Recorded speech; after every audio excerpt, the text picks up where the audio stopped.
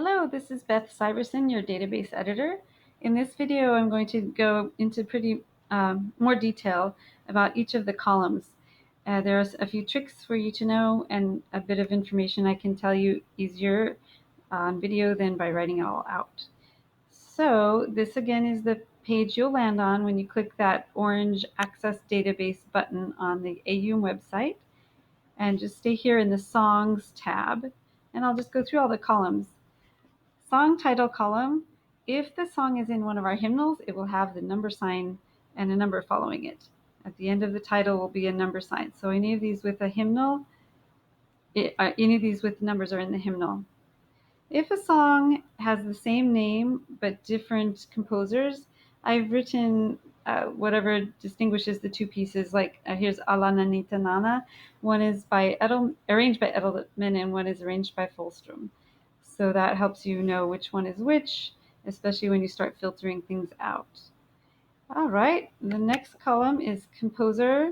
I'll do composer, arranger, and lyricist.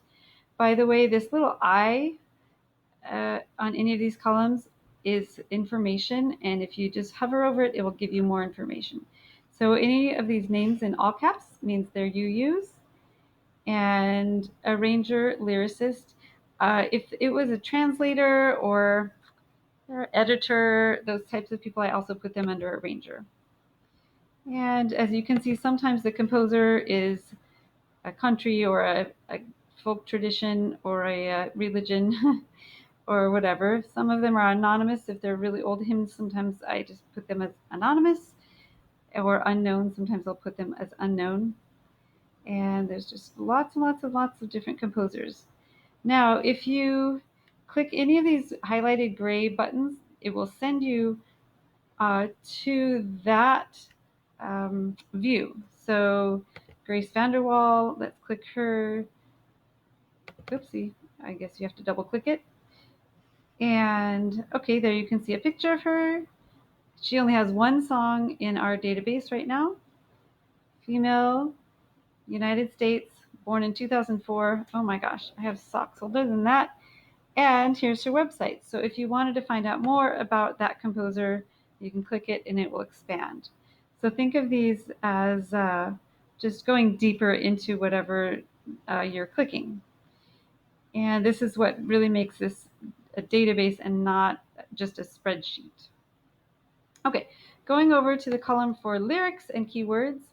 A lot of the times I will put the whole lyrics in here, sometimes just a few keywords and sometimes one verse or the chorus or whatever. So this is a great way to search for different words that you're wanting to match for your service or whatever.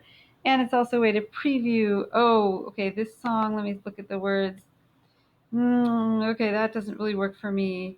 Sometimes the title doesn't give you very much information, so you can look at the keywords and the lyrics. Tradition refers to religious tradition or faith tradition, and or not. As you can see, there's a secular one.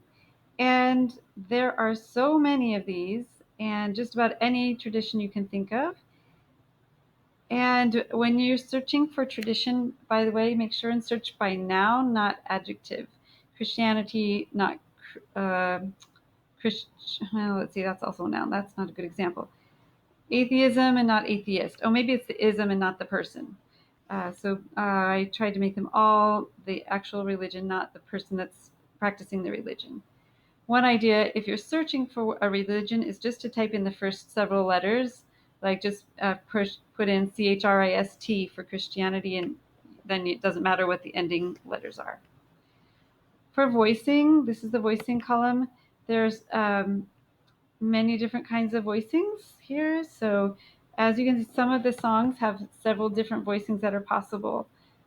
So means there might be different editions that are available, or some of our songs in our hymnal. Let me find a hymnal one with the number sign there. You could do it SATB or congregational singing. Okay, instrumentation. Again, many different instruments you will find in this column. And again, like this Agnus Dei, you could play it with piano or a string orchestra. Sometimes it's an and. Here's bass guitar, guitar, and drum set. That's probably an and. Or you could just leave out something. acapella. Oh, the acapella part is under instrumentation. So if it can be played acapella, or I mean sung acapella, that denotation will be in the instrumentation column. The difficulty column. Here's the, remember I told you that little I will give you more information. In that information, oh, you have to kind of keep hovering over it. You can read what each of the difficulty ratings, it kind of gives you a standard for what does one difficulty rating mean as opposed to 4 or 5. Most of the songs in here are 1s and 2s, a few 3s, very few 4s and 5s. What language is it in? Sometimes it's in more than one, or you have an option to sing it in different ones. Theme is, to match the sermon theme or a service theme. These are Soul Matters themes are all in here in case you're doing Soul Matters. I renew each of those each year. There's themes like LGBTQ. There's themes like women, justice and resistance. Many, many different themes. And as you can see, sometimes there's only one theme and sometimes there's several or many that go with one song. Here's a good column for recordings. This is great if you just want to see what the piece sounds like. A lot of the songs have recordings. And here's the where you would click to buy or review the sheet music. Some information here. Sometimes the submitter will give a little bit of information about the song. Under conference, there will be a little bubble here if the song was presented or performed at a recent conference. I don't have every single conference in, but the recent ones that I've attended, I have gotten in there. Holiday. Holiday is a little bit different from theme because holidays are what everyone celebrates, not just Unitarian Universalists. So this is all sorts of different holidays. Wrote, this is a neat column.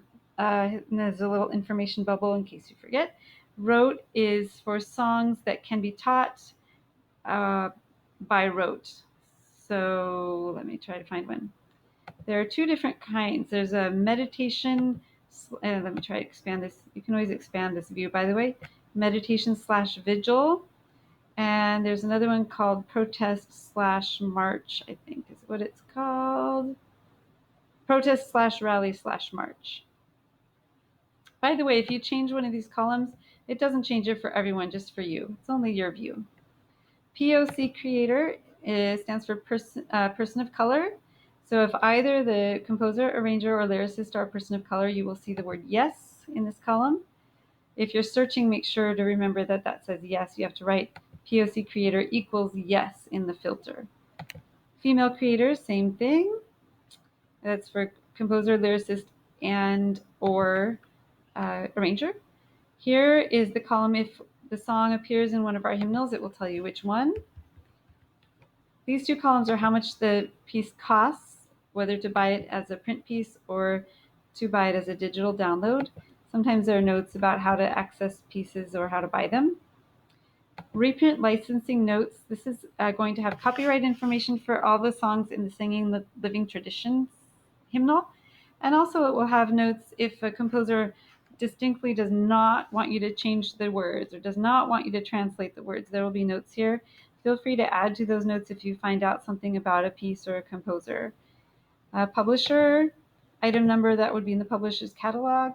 Silliman winner, that is a UU hymn composition competition that happens every other year. So if the song won that competition, I think I put the top 10 pieces every year.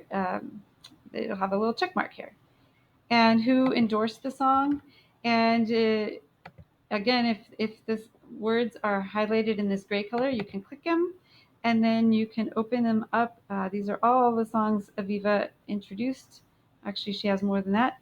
And sometimes you can see their email address if you wanted to ask them a question. Hey, what did you think of that song? You submitted the song, and the date that it's submitted. So that's all of the columns that we have. Hope that was helpful. If you have any questions, email me at database@auumm.org. Thank you.